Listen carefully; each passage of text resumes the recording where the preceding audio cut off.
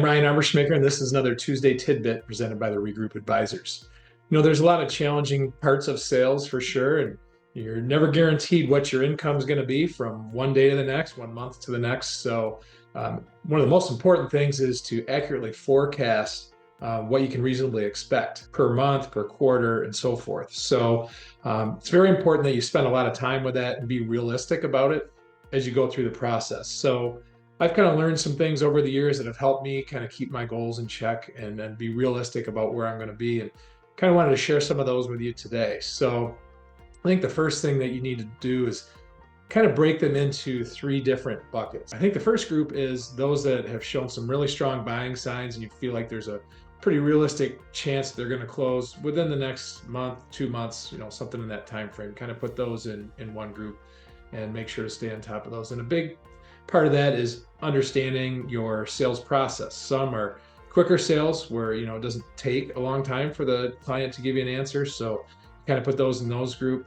If you're someone that has a longer sales cycle, then you maybe want to put them into a different group. But the first group is ones that you feel really, really confident about closing fairly soon. Second group is a group that showed buying signs for some point of the year, and you're very confident that they will close down the road. The timing just wasn't right at that given time. Maybe they were going through some renovations on their building and had other expenses coming in right at that time that was going to cause this to get pushed down the road. But you feel every bit as good that they're going to close as the people in the first group.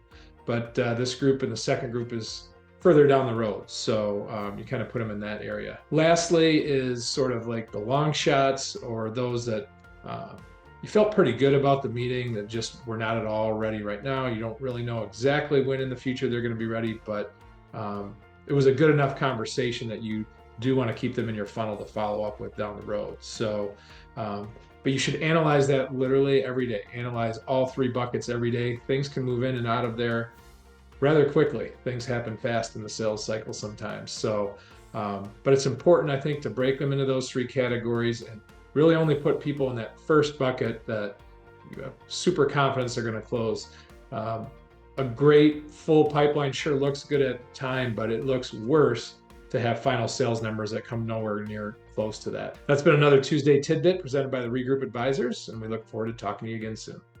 If you've enjoyed this episode of Business Plain and Simple Tuesday Tidbits by Regroup Advisors and don't want to miss future topics, well, like and follow us wherever you get your podcast. Interested in learning how Regroup Advisors can help your company? Contact us at info@regroupadvisors.com or online at regroupadvisors.com.